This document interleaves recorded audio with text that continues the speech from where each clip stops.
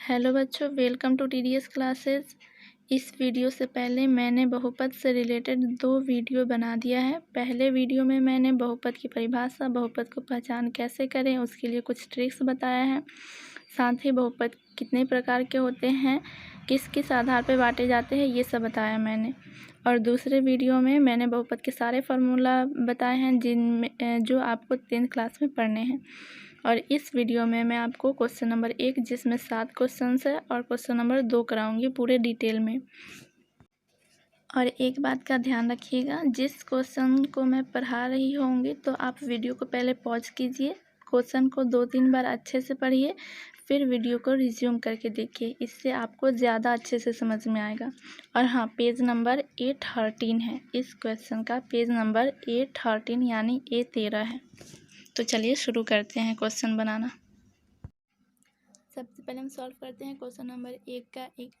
Question number 1 का एक समझने से पहले आप 9th क्लास का एक क्वेश्चन याद कीजिए कि आपको क्वेश्चन एक दिया जाता था पी एक्स बराबर मान लीजिए 2x² माइनस 8x प्लस 6। और क्वेश्चन ये पूछा था कि जांच कर बताइए कि क्या ये एक इस बहुपद का शून्यक है या नहीं। तो हम क्या करते थे, p और x की जगह पे 1 रखते थे, बराबर इसको हम सॉल्व कर लेते थे इस तरह से, प्लस 6 2 गुने 1 का स्क्वायर 1 माइनस 8 का 8 प्लस 6, फिर 2 माइनस 8 प्लस 6, फिर 6 और 2 कितना हो जाएगा 8 माइनस 8 बराबर 0।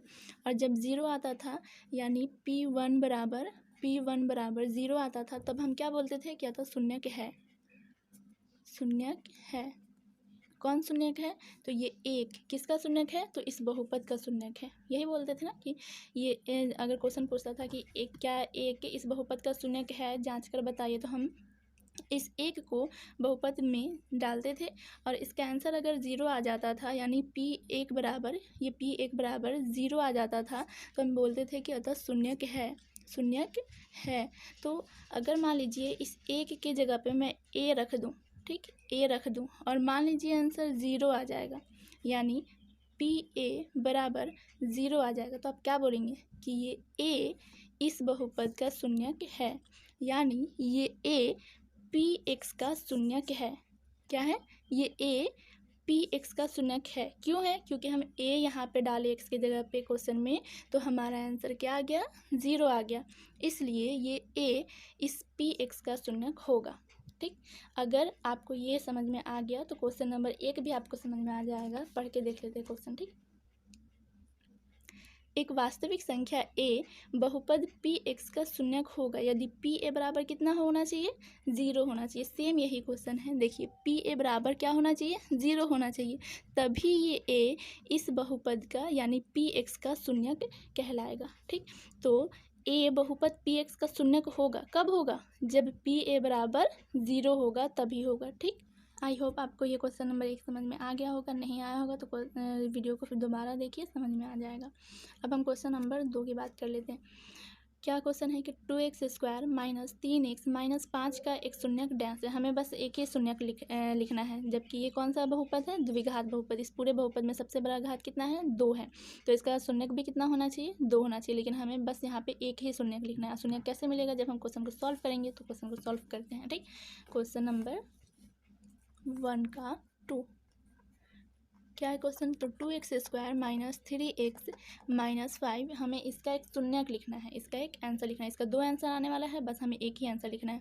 तो आंसर लिखने इसको हम सॉल्व कैसे करते हैं, तो सबसे लास्ट में क्या दिख रहा है, हमें 5 दिख रहा है, और सबसे शुरू में x² के गुणा में कौन सा अंक दिख रहा है, 2 दिख रहा है। तो हमें इन्हीं दोनों को पहले गुणा करना है। क्या करना है, गुणा करना है। तो 5 दूना कितना हो जाएगा, 10 हो जाएगा। अब इस 10 का फैक्टर कर लेते हैं, 2 5 5 से लगेगा एक बार में। अब इस 2 5 को हमें जोड़ करके या घटा करके हमें 3 लाना है। ठीक, बीच में कितना है, 3 है ना, हमें इस बीच वाले पद को तोड़ना होता है। ठीक, बीच वाले पद को तोड़ने के लिए हम सबसे पहले क्या करते हैं, तो लास्ट वाले अंक को शुरू वाले अंक से गुना करते हैं, और जितना गुना करके आएगा उसका हम फैक्टर करते हैं। तो इसी 2 और 5 को जोड़ या घटा करके हमें बीच वाला पद लाना है, यानी 3 लाना है। तो 5 में हम 2 जोड़ेंगे तो 7 आ जाएगा, ज़्यादा आ जाएगा। लेकिन हम 5 में से अगर 2 घटा देंगे तो हमें क्या मिल जाएगा, 3 मिल जाएगा। तो हम क्या करेंगे, शुरू में और लास्ट में वैसे ही रहने देंगे, क्योंकि हमें बीच वाले पद को तोड़ के लिखना है। तो लिखेंगे 2x² माइनस, और जब भी माइनस आ जाए, माइनस के आगे हमें 2 अंक लिखना पड़ जाए तो हम ब्रैकेट दे देते हैं, ठीक। अगर 1 अंक लिखना है तो कोई बात नहीं, ब्रैकेट नहीं भी देंगे चलेगा, लेकिन जब 2 अंक आज लिखना हो, जैसे हमें 5 और 2 लिखना है ना, तो हम ब्रैकेट दे देंगे। अब 3x के जगह पे हम क्या लिखेंगे, 5x माइनस 2x, और 2 अंक लिखा गया इसलिए हम ब्रैकेट दिए थे, ठीक, माइनस के आगे। अब ब्रैकेट बंद कर देंगे क्योंकि हम 3 के जगह पे क्या लिख दिए, 5 माइनस 2, और इसमें x क्यों लगाए हैं, क्योंकि इसमें भी x लगा हुआ है। अगर इसमें x नहीं लगा रहता तो हम इसमें भी x नहीं लगाते।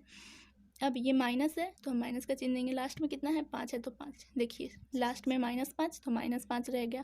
तो शुरू में 2x² तो 2x² रह गया, माइनस का माइनस, सिर्फ बीच वाला ये 3x 2 भाग में बट गया, बस इतना ही हुआ। कैसे हुआ, तो ये लास्ट वाले अंक को शुरू वाले अंक से गुना किए, फिर उसका फैक्टर किए, और जो फैक्टर आया उसको हम जोड़ या घटा करके बीच वाले पद को तोड़ दिए, ठीक। अब हम सबसे पहले ब्रैकेट का काम करते हैं, तो 2x² माइनस, यहाँ पे क्या है, प्लस है तो माइनस प्लस क्या हो जाएगा, माइनस 5x, फिर माइनस माइनस क्या हो जाएगा, प्लस 2x का 2x, फिर -5।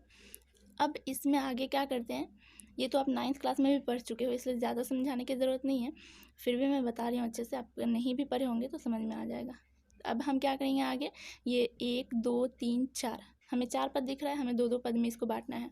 ये 1 हो गया, 2 पद को एक साथ, 2 पद को एक साथ ले लिए। अब हमें इन दोनों में से कुछ कॉमन करना है और इन दोनों में से कॉमन करना है, ज़्यादा से ज़्यादा जितना कॉमन हो जाए हमें वो करना है। तो क्या 2 और 5 में कुछ मिल रहा है, नहीं मिल रहा है, यानी 2 और 5 किसी भी पहाड़े में नहीं आता है। अब आगे देखो, इसमें x² है, यानी कितना x है, 2 x है, इसमें 1 x है, तो हमें ज़्यादा से ज़्यादा दोनों में बस 1 ही x मिल रहा है, तो हम 1 x को बाहर निकाल लेंगे। अब अंदर में क्या बच जाएगा, तो ये 2 हम बाहर नहीं निकाले हुए हैं, वो 2 बचा। ये 2x में से हम 1 x बाहर निकालिए तो 1 x बचा, फिर माइनस का माइनस, 5 हम बाहर नहीं निकाले हुए हैं तो 5 बचा, x बाहर निकाल चुके हैं तो बस ब्रैकेट बंद कर देंगे। इतना में से हमें कॉमन हो गया, क्या हुआ, बस x कॉमन हुआ। फिर यहाँ पे जो चिन्ह रहेगा हमेशा वही वाला कॉमन कीजिएगा, ठीक। यहाँ पे प्लस है तो हम प्लस कॉमन करेंगे। फिर से देखते हैं, पहले हमें संख्या कॉमन करना, ये चिन्ह कॉमन करना होता है तो हम कर लिए, फिर हमें संख्या कॉमन करना होता है, तो 2 और 5 में से कुछ भी कॉमन नहीं होने वाला, यानी 2 और 5 किसी भी पहाड़ा में नहीं आने वाला है, तो हम क्या करेंगे, सिर्फ 1 कॉमन कर लेंगे, ठीक।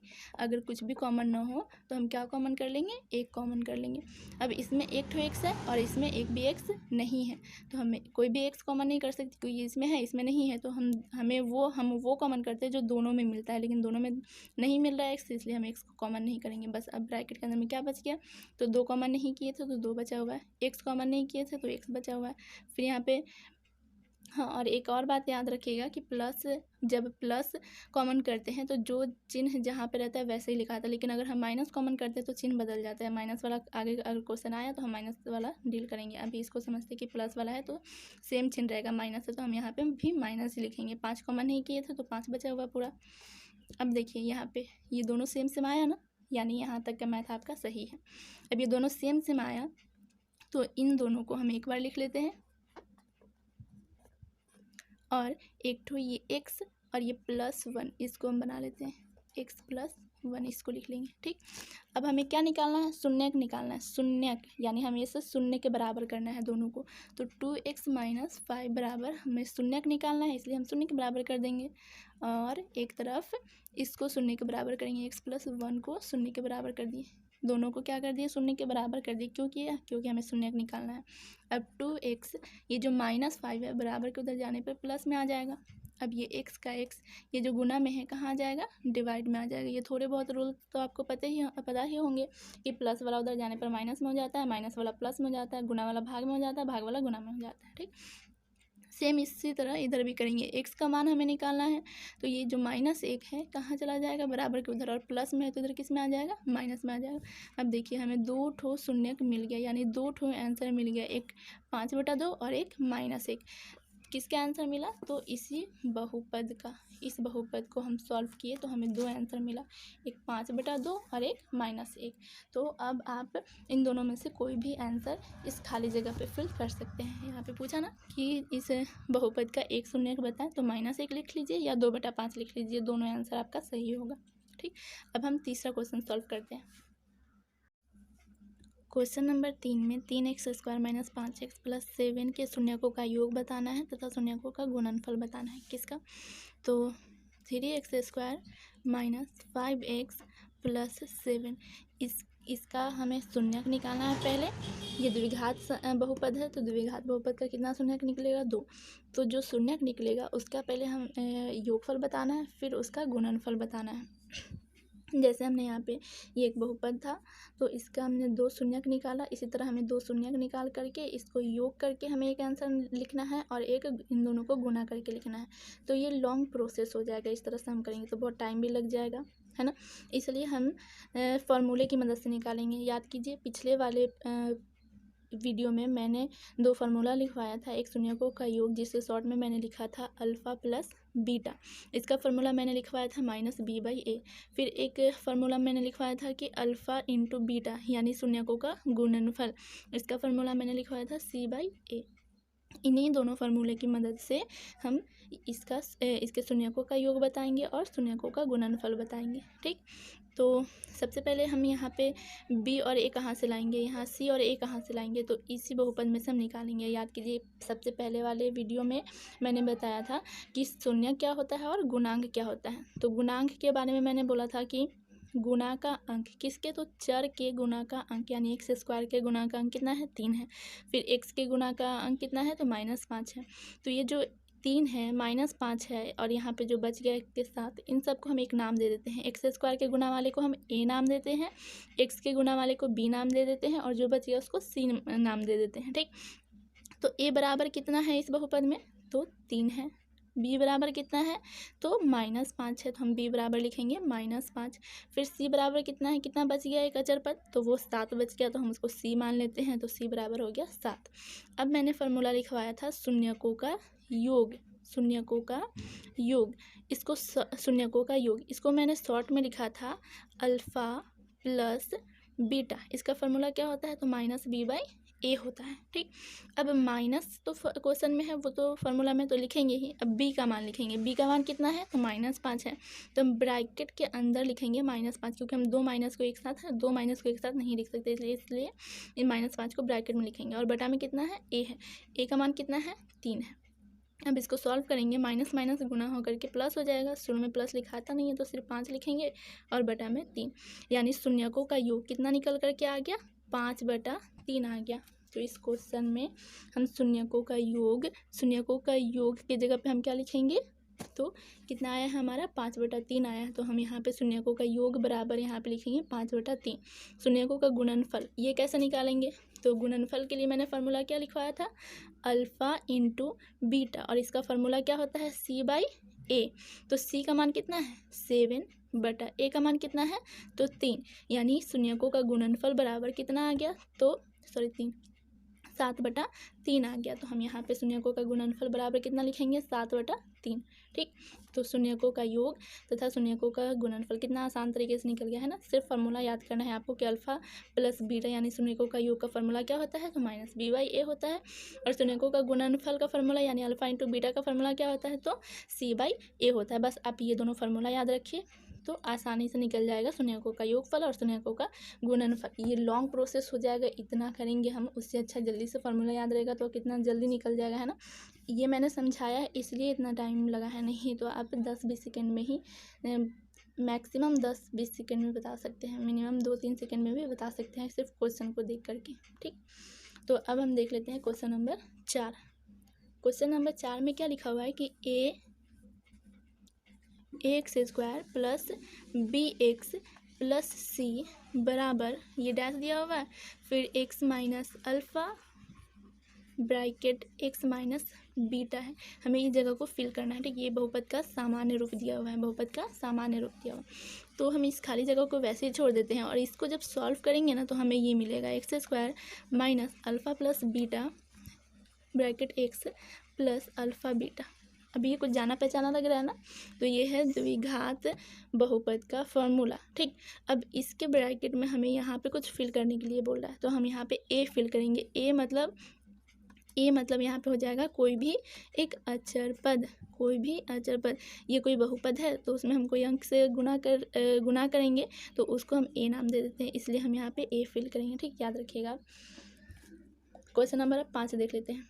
तो यदि a x square plus b x plus c ये क्या है, द्विघात बहुपद का सामान्य रूप है। ठीक, a x square plus b x plus c ये क्या है, तो द्विघात बहुपद का सामान्य रूप है। इसका शून्य क्या है, अल्फा और बीटा है। हम भी अल्फा बीटा मान लिए थे फार्मूला बनाने के लिए, है ना। तो हमें क्या पूछ रहा है कि अल्फा प्लस बीटा बताइए और अल्फा बीटा बताइए। ये तो मैं आपको बता चुकी हूँ डायरेक्टली। ये फार्मूला पूछ रहा है कि अल्फा प्लस बीटा क्या होगा, तो माइनस बी बाई ए होगा। अल्फा बीटा क्या होगा, तो सी बाई ए होगा। ठीक, अल्फ़ा प्लस बीटा बराबर क्या होगा, तो माइनस बी बाई ए होगा। फिर पूछ रहा है कि अल्फ़ा बीटा बराबर क्या होगा, तो सी बाई ए हो जाएगा। ठीक, ये तो मैं आपको दूसरे वाले वीडियो में ही बता चुकी हूँ। ठीक, अब क्वेश्चन नंबर 6 देखते हैं। तो यदि अल्फ़ा बीटा गामा बहुपद a x cube plus b x square plus c x plus d ये क्या है, तो त्रिघात बहुपद का सामान्य रूप है, जिसका हम शून्य के माने थे कि एक अल्फ़ा एक बीटा और एक गामा।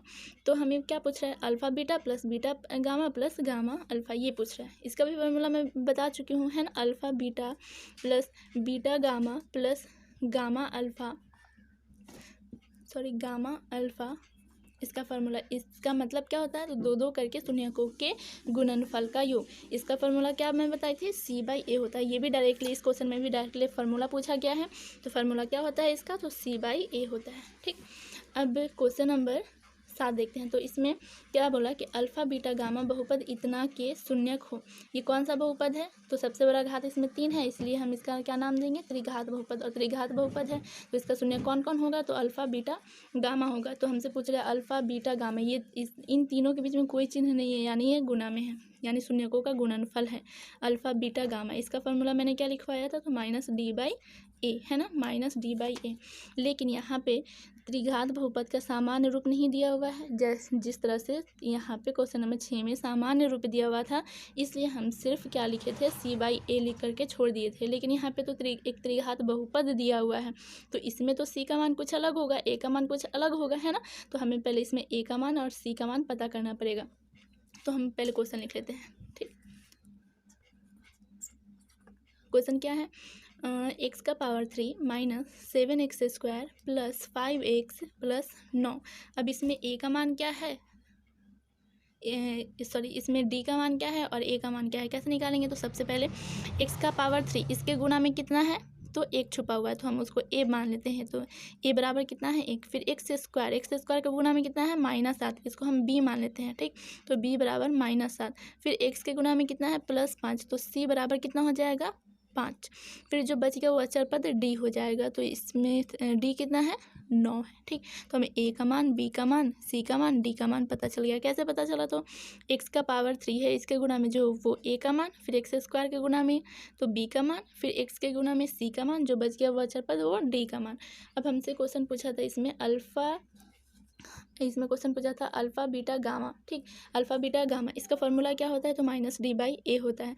तो अब क्वेश्चन में देखेंगे कि डी का सबसे पहले माइनस फार्मूला में जो है वो वैसे लिख देंगे, और डी का मान कितना है, तो 9 है, तो हम डी के जगह पे लिख देंगे 9। फिर बटा में ए का मान कितना है, तो 1 है, तो हम लिखेंगे 1। अब 1 हम 9 में 1 से डिवाइड करेंगे तो 9 ही रहेगा, और -7 में तो माइनस लिख देंगे। यही आंसर हो गया। किसके आंसर हो गया, तो अल्फ़ा बीटा गामा कितना आया हमें, तो -9 मिला। ठीक, तो जब सामान्य रूप दिया रहेगा तो हम डायरेक्टली सिर्फ फार्मूला लिख करके छोड़ देंगे, लेकिन अगर त्रिघात बहुपद दे दिया जाएगा तो हम फार्मूला लिखेंगे, फिर उसको हम फार्मूला की जगह पे लिख करके मान को सॉल्व भी करेंगे, जैसे इस क्वेश्चन में किए। ठीक, अब क्वेश्चन नंबर